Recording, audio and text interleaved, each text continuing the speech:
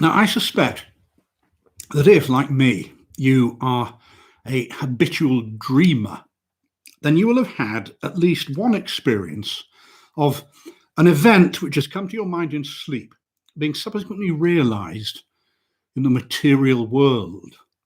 I mean, so far from this being a strange thing, it would be far odder, in my opinion, if such fulfillment did not occasionally happen, since our dreams are, as a rule, concerned with people who we know and places with which we're familiar. Now, it's true, these dreams are often broken into by some absurdity or fantastic incident which puts them out of court in regard to subsequent fulfillment. But you see, on the mere calculation of chances, it doesn't appear to me in the least unlikely that a dream imagined by a regular dreamer should occasionally come true. I mean, not long ago, for instance, I experienced the fulfillment of a dream. A certain friend of mine who lives abroad is amiable enough to write to me about once a fortnight. And so, when 14 days have elapsed since I last heard of him, my mind, consciously or unconsciously, is expectant of a new letter. Well, one night last week, I dreamt that, as I was going upstairs to dress for dinner, I heard the postman knock at the door, and so I diverted my direction thither. There, among the correspondence, was a letter from my friend. On opening it, I found inside the Ace of Diamonds, and scribbled across it in his well-known handwriting this message: I send you this for safe custody. As you know, it is not safe to keep aces in Italy. Now, the next evening, and this is in reality now, I was preparing to go upstairs to dress, heard the postman's knock, and did precisely as I had done in my dream. And there, among the letters, was one from my friend. I opened it, and it did not contain the Ace of Diamonds. Now, had it done so, I should no doubt have attached more importance to the matter, which, as it stands, seems to me a perfectly ordinary coincidence. Now, you see, no doubt, consciously or unconsciously, I expected a letter from my friend, and that suggested the dream. Similarly, the fact that he'd not written to me for a fortnight suggested to him the fact that he should do so. Simple.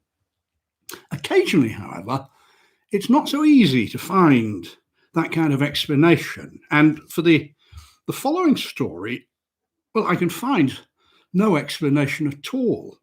It came out of the dark, and into the dark it has again gone.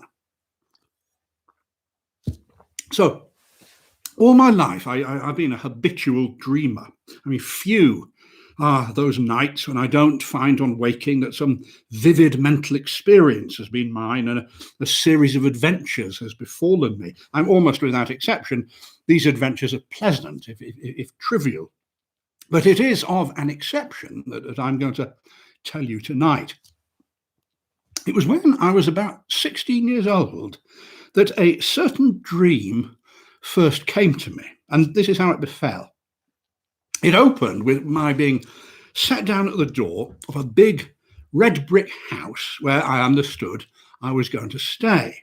The servant who opened the door told me that tea was being served in the garden and led me through a low, dark-panelled hall with a large open fireplace and onto a cheerful green lawn set around with flower beds.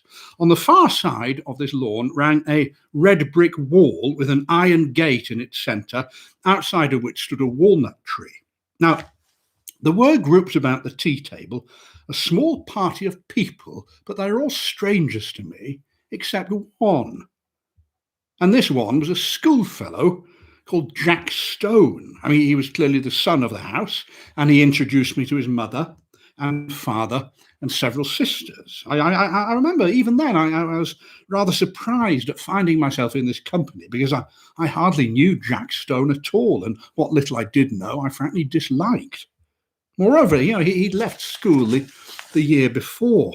Now, the afternoon, I remember, was very hot, and as we sat in the shadow of the house opposite a row of long windows, inside of which I could see a table glimmering with glass and silver, the garden front of the house was very long, and at one end of it stood a tower, 3 stories high, which looked to me much older than the rest of the building. Before long, Mrs. Stone, the mother, who, like the rest of the party, had sat in absolute silence, turned to me and said, "Jack will show you your room. I've given you the room in the tower." And quite inexplicably, at these seemingly innocent words, my heart sank. I felt as if I'd known that I should have the room in the tower and that it contained something very dreadful and very significant. Well, Jack got up, and I understood that I was expected to follow him.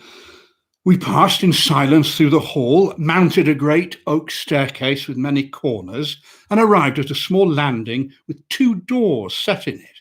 He pushed one of these open for me to enter, and without coming in himself, he then closed it behind me. And then I knew that my conjecture had been quite right. There was something unutterably awful in that room. And with the terror of nightmare growing upon me, I awoke with a violent shudder and a gasp. Now, that dream, or variations on it, occurred to me intermittently for 15 years. I mean, most often it came in exactly the form that I've just described. The arrival, the tea laid on the lawn, the deadly silence succeeded by that one terrible sentence, the mounting with Jack Stone up to the fearful room in the tower, and it always came to a close in the nightmare of terror at what was in the room, although I never saw what that was. At other times, though, there were variations on the theme. Occasionally, for instance, we'd be sitting at dinner in the dining room, into the windows of which I'd looked on the first night that the dream visited me. And there was always the same silence, the same sense of dreadful oppression and foreboding. And the silence, you see, I knew would inevitably be broken by Mrs. Stone turning to me and saying, "Jack will show you your room. I've given you the room in the tower." Upon which, and this was invariable, I had to follow Jack up the staircase and enter the place that I dreaded more and more each time I visited it in my sleep. Or again, sometimes we'd be playing cards, still in silence, in a drawing room that was brilliantly lit with these immense chandeliers. I mean, what game it was that we played, I have no idea. All that I knew with a sense of miserable anticipation was that soon Mrs. Stone would turn to me and say, "Jack will show you your room. I've given you the room in the tower." Now, that the drawing room where we played cards was next to the dining room, and as I've said, it was always brilliantly illuminated, while the rest of the house was always full of dusk and shadows. And yet, you see, how often, in spite of these bouquets of light, did I not pore over the cards that were dealt me, scarcely able to see them for some reason? I mean, their designs were strange too. There were no red suits, I remember. They were all black. And among them were certain cards which were black all over. And I hated and dreaded those most of all. Now, as this dream began to recur, I got to know the rest of the house. There was a smoking room beyond the drawing room at the end of a passage with a green baize door. It was always very dark in there, and as often as I went in, I passed somebody that I could never see in the doorway coming out. Though curious developments too took place in the characters that peopled the dream. I mean, as might happen to living persons. Mrs. Stone, for instance, who, when I first saw her, had been black-haired, became grey and frail, and she always got up very feebly before she turned to me and spoke her dreadful sentence as if her strength were failing her. Jack grew up as well, and he became a rather ill-looking young man with a feeble brown moustache, while one of the sisters ceased to appear at all, and I understood that she'd got married. And then it so happened that I was not visited by this dream for 6 months or more, and I began to hope in such inexplicable dread did I hold its visitations that it had passed away for good. But one night, I found myself being shown out into the lawn for tea, and Mrs. Stone was not there. And the other guests were dressed in black. Now, I at once guessed the reason why, and I must say that my heart leapt at the thought that perhaps this time I would not have to sleep in the room in the tower. And although we usually all sat in silence, on this occasion the sense of relief made me talk and laugh as I never had done before.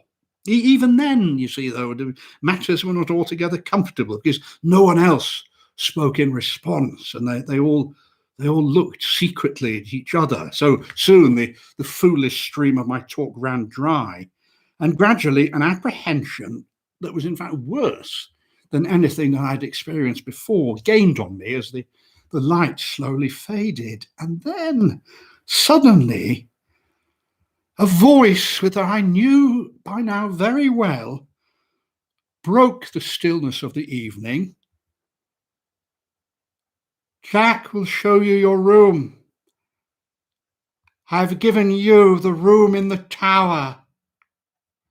A voice seemed to come from near the gate in the brick wall that bounded the lawn, and looking up, I saw that the grass outside was thick with gravestones. A curious greyish light issued from them, and I could read the lettering on the grave nearest to me. "In evil memory of Julia Stone." And then, as usual, Jack got up, and as usual, I followed him through the hall, up the staircase. Now, on this occasion, it was darker than it usually was, and when I passed into the room in the tower, I could only just see the furniture, the position of which was by now quite familiar to me. There was, in addition, a dreadful odour of decay in the room. Now, at the first whiff of that, I woke myself up with a scream. Now, as I said, this dream, with such variance and development as I've mentioned, went on at for intervals for 15 years. I mean, sometimes I would dream it 2 or 3 nights in succession. Once, as I said, that there was an interval of some 6 months. But taking a reasonable average, I'd say that I probably dreamt it about once a month. I mean, it had, as I hope I've made plain to you, the quality of nightmare to it, since it always ended in the same heart-clutching terror, which, so far from getting less, seemed to increase every time that I experienced it. And that, there was also this strange and rather dreadful consistency about it. The characters, as I've said, they got older. Death and marriage visited this family as it would in real life.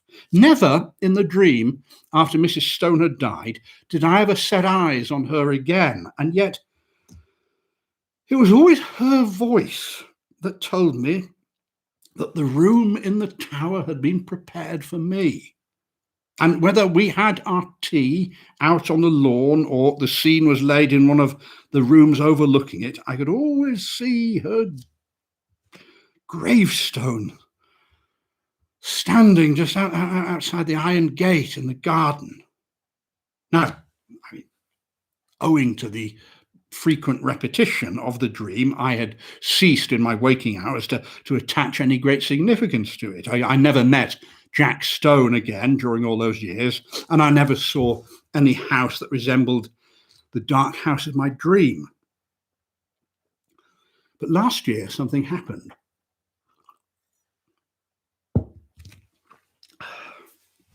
I'd been in London up until the end of July, but during the first week in August, I went down to stay with my old friend John Clinton in a house that he'd taken for the summer in Sussex. Now, I left London early. John was to meet me at Forest Row Station, and we were to spend the day playing golf and then go back to his house in the evening. He had his motor with him, and after a thoroughly delightful day, we headed home. The distance was about 10 miles, and as we drove, the weather, which had been hot but deliciously fresh, seemed to me to alter in quality. It became stagnant and oppressive, and I began to feel that indefinite sense of apprehension that for me presages thunder. John didn't agree. He attributed my heaviness to the fact that I'd lost both my matches, but well, events in the end proved me to be correct, although I doubt that the thunderstorm that did break that night was the sole cause of my depression. Now, our way to John's house lay through deep, high-banked lanes, and before we'd gone far, I had fallen fast asleep. I was awakened by the stopping of the motor, and with a sudden thrill, partly of fear, but chiefly of curiosity, I found myself standing in the doorway of my house of dream. As I was led through the low, dark hall with the fireplace and out onto the lawn, I was half wondering whether, in fact, I was still asleep. The lawn was set in flower beds. A red brick wall with a gate in it bounded one side. Out beyond, a space of rough grass with a walnut tree. The facade of the house was long, and at one end stood a 3-storied tower that was markedly older than the rest of the building. Tea had even been laid in the shadow of the house. Here, however, for the moment, all resemblance to the dream ceased, because instead of a strange and silent family, there was a large assembly of exceedingly cheerful people, all of whom I knew well and liked. And in spite of the horror with which the dream had always filled me, I felt nothing of that now that the scene of it was reproduced before me. In fact, I really felt only the intensest curiosity as to what was going to happen next. Well, tea pursued its cheerful course, and then before long, Mrs. Clinton got up, and I instantly knew what was going to happen. She turned to me, smiled in her pleasant way, and spoke. And these were the words that she said. "Jack will show you your room. I've given you the room in the tower." And for half a second, the horror of the dream clutched me again. But it passed quickly, and again I felt nothing really but the most intense curiosity. It was not very long before that was fully justified. "So, John," he turned to me, "it's right at the top of the house, I'm afraid. But I think you'll be comfortable enough there. We're absolutely full up, you see. Would you like to go and see it now? Hey, crikey, I think you're right, We might be due a thunderstorm. Look how dark it's become." Well, I got up and I followed him. And we passed through the hall, up the familiar staircase, and then he opened the door to the room, and I went in, and again, a spasm of sheer, unreasoning terror just shook me. I mean, I didn't know what I feared. I only knew that I feared. And then, with a sudden realization, as when one remembers a name which has long escaped one's memory, I knew exactly what it was that I feared. I feared Mrs. Stone. She whose grave, inscribed in evil memory, I had seen so often in my dream, just beyond the lawn which lay right outside my window. And then once more the fear passed, and I found myself sane and sober in the room in the tower, the name of which I'd so often heard in my dream, and the scene of which was so familiar to me. I looked round it now, and I almost with a certain sense of proprietorship, and I found that nothing had changed from those dreaming nights. Just to the left of the door was the bed, lengthways along the wall with the head of it in the angle. In a line with it was the the fireplace and a small bookcase. Opposite the door, the outer wall was pierced by two lattice-paned windows, between which stood the dressing table, while ranged along the fourth wall was the washing stand and a big cupboard. Now, my luggage had already been unpacked, and my dinner clothes were spread out on the coverlet of the bed. And it was then that I noticed two conspicuous objects which I'd not seen before.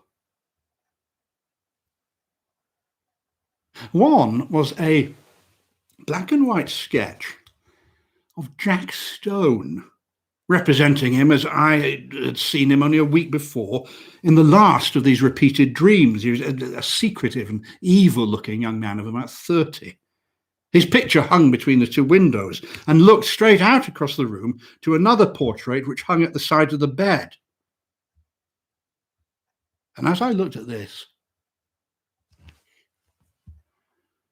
the horror returned.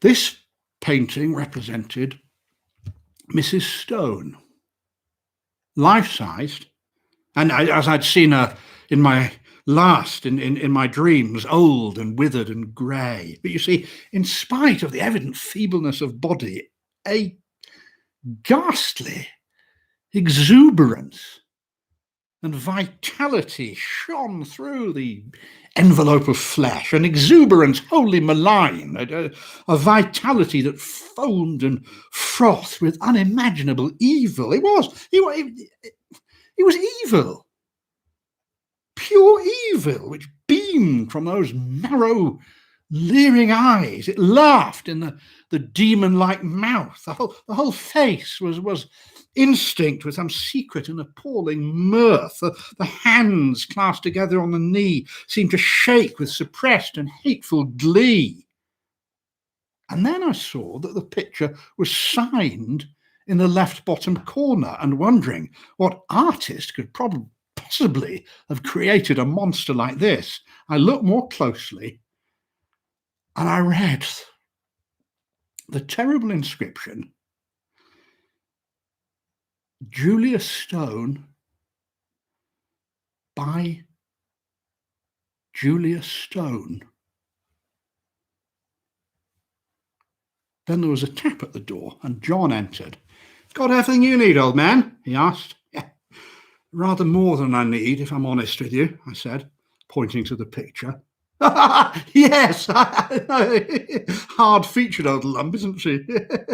Self-portrait too, if I remember. Anyhow, she can't have flattered herself much. But it's scarcely human, I said.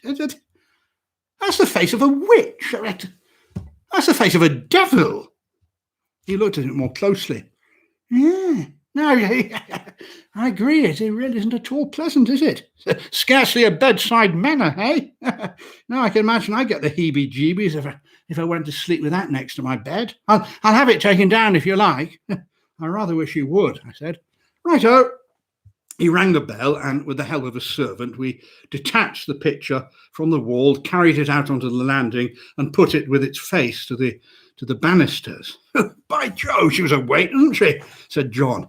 I wonder if she had something on her mind. Now, the extraordinary weight of the picture had struck me too, and I was about to reply when I caught sight of my hand. There was blood on it. There's a considerable amount of blood covering the whole palm. Look, John, I've cut myself, I said. Crikey. So have I, he said. Just then, the footman who'd helped us move the picture took out his handkerchief and wiped his hand with it, and I could see that there was blood on the handkerchief. Well, John and I, we went back into the tower room and we washed the blood off our hands, but on neither his hand nor on mine was the slightest trace of a scratch. Having ascertained this, neither of us, by a sort of tacit consent, I think, alluded to it again. Something had dimly occurred to me that I really did not want to think about, and well, I fancy that the same thought had probably struck John.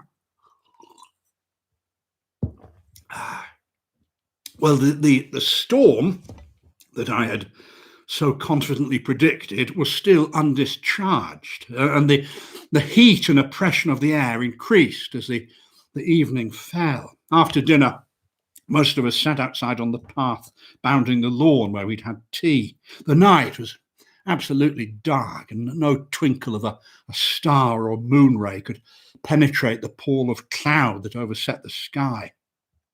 By degrees, our assembly thinned. The women went up to bed, the men dispersed to the smoking or the billiard room, and by 11 o'clock, John and I were the only two people left. Now, all evening, I thought that he seemed to have something on his mind, and as soon as we were alone, he spoke with uncharacteristic seriousness. Listen, the man who helped us with the picture, Terence, he had blood on his hand too. You noticed that? Well, I asked him just now if he'd cut himself, and he said that he'd supposed he had, but he couldn't find any mark of it. Well, where did that blood come from, do you suppose? Now, I had succeeded until this moment in not thinking about this, and I did not want just at bedtime to be reminded of it. Oh gosh, look, I really don't know, John, but nor do I much care so long as Mrs. Stone doesn't spend the night next to my bed. He got up. All right. But you've got to admit it's an odd thing, isn't it? But now you'll see another odd thing. Look at this. The door behind us into the hall was open, and a bright oblong of light shone across the lawn to the iron gate, which led to the rough grass outside where the walnut tree stood. A dog of John's, it was an Irish setter, had come out of the house as we talked, and I saw that this dog had all his hackles up. In fact, he was absolutely bristling with rage and fright. His lips were curled back from his teeth, as if he was ready to spring at something, and he was growling rather loudly to himself. Now, he took not the slightest notice of his master or me, but he walked stiffly across the grass to the iron gate. He stood there for a moment, looking through the bars, still growling, and then suddenly his courage seemed to desert him. He gave one long howl and scuttled back to the house with a curious crouching sort of a movement. He does that half a dozen times a day, said John. Silly fellow. Well, I walked to the same gate, and I looked over, and I could see that there was something moving on the grass outside. And soon a sound, which I did not immediately identify, came to my ears also. And then I realized what it was. It was the purring of a cat. I lit a match, and I saw a big blue Persian walking round and round in a little circle just outside the gate, stepping high and ecstatically, tall, carried aloft like a banner. Its eyes were bright and shining, and every now and then it put its head down and took a sniff of the grass. Well, that's the end of that mystery at any rate, I said to John. Here's a large cat having Walpurgisnacht all on her own. Oh, yes, said John. That's Darius. He spends half the day and all the night there. But that's not the end of the dog mystery. No, Toby and he are the best of friends. That's the beginning of the cat mystery. I mean, what the devil is a cat doing out there all the time? And why is Darius so pleased with himself while Toby's terror-stricken? And I remembered then that part of my dream where I saw through the gate, just exactly where the cat was now, the white tombstone with the horrible inscription. But before I could say anything to John, the heavens opened, the rain came down as suddenly and heavily as if a tap had been turned on, and at the same time the cat squeezed through the bars of the gate, leapt across the lawn and into the house for shelter. It sat in the doorway, looking out into the dark, and it spat and struck at John with its paw as he pushed it inside.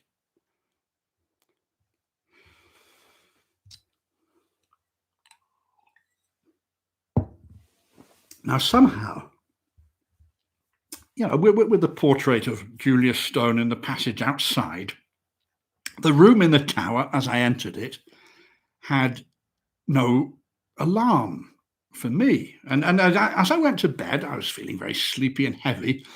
I still had nothing more than interest in the curious interest of our bloody hands and the strange conduct of the cat and the dog.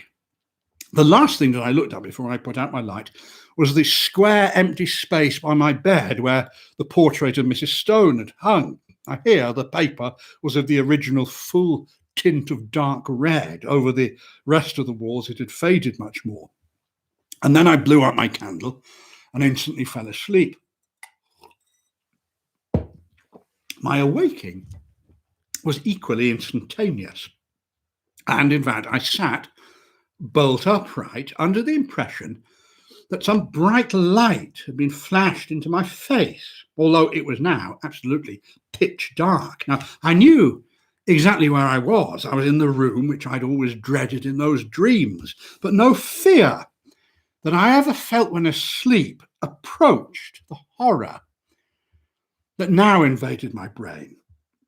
A peal of thunder cracked just above the house, but the probability that it was only a flash of lightning which had woken me gave no reassurance to my galloping heart, because I knew now for absolute certain that something was in the room with me.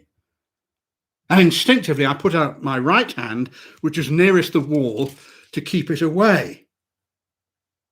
My hand touched the edge of a picture frame. I sprang out of bed, upsetting the small table that stood by it, and I heard my candle and matches clatter to the floor. But for a moment there was no need of light, because a sudden blinding flash leapt out of the clouds and showed me that by my bed once more hung the portrait of Mrs. Stone. Now instantly the room went into blackness again, but in that flash of lightning I had seen something else. A figure leaning over the end of my bed, watching me. It was dressed in some close, clinging white garment, spotted and stained with mould, and its face was the face of Julia Stone. Overhead the thunder cracked and roared, and when it ceased and the deathly stillness succeeded it, I heard the rustle of movement coming towards me. More horrible yet, I was struck by the sharp odour of decay. Then a hand was laid on the side of my neck, and close by my ear I heard panting, eager breathing, and then a voice, horribly familiar to me, spoke. I knew you would come to the room in the tower. I've been waiting a long time. Tonight I shall feast. Before long, we will feast together. The breathing came closer to me until I could feel it on my neck. And at that, the terror, which had paralyzed me for a moment, gave way to the fierce instinct of self-preservation. I hit out wildly with both my arms, kicking at the same time. I heard a little animal squeal and something soft drop with a thud beside me. I took a couple of steps forward. I nearly tripped over whatever it was that lay there, and by the nearest good luck, I found the handle of the door. In another second, I was out on the landing and banged the door behind me. At an almost exactly the same moment, I heard a door open somewhere downstairs, and John Clinton came running up, holding a candle. What is it, old man? I heard a noise. Good God, fellow, you're covered in blood. Now, I stood there, as he told me afterwards, swaying from side to side, absolutely pale, with a mark on my shoulder as if a bloodied hand had been laid there. It's in there, I said. John, you know, Mrs. The portrait's in there too. It's hanging up where we took it from. Oh, come on, old man. Listen, you're having a nightmare. He pushed by me and he opened the door. God, that's a pretty awful smell, he said. And then there was silence. Next moment, he came out again, as white as I was.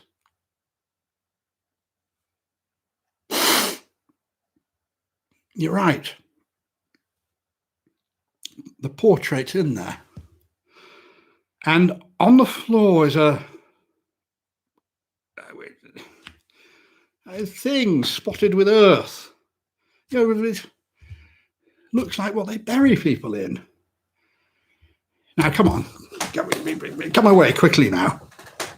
Now, how I got downstairs, I hardly know. An awful, shuddering nausea of the spirit rather than the flesh had seized hold of me, and more than once John had to place my feet upon the steps, while every now and then he himself cast glances back up the stairs.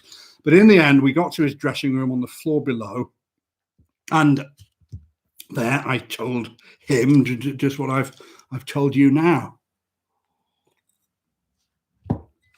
The sequel to this can be made short. Indeed, you've probably already guessed it. If you can remember that strange affair of the churchyard at West Forley in Sussex 8 years ago, where an attempt was made 3 times to bury the body of a certain woman who'd committed suicide. Do you remember? It was in the papers. How on each occasion the coffin was found a few days protruding up out of the ground. How after the 3rd attempt, in order that the thing should not be talked about too much, the body was buried elsewhere on unconsecrated ground. How it was buried just outside the iron gate of the garden belonging to the house where this woman had lived, and how she had committed suicide in a room at the top of the tower in that house.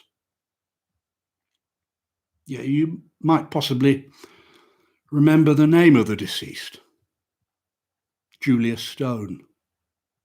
Subsequently, the body was again secretly dug up, and the coffin was found to be full of blood.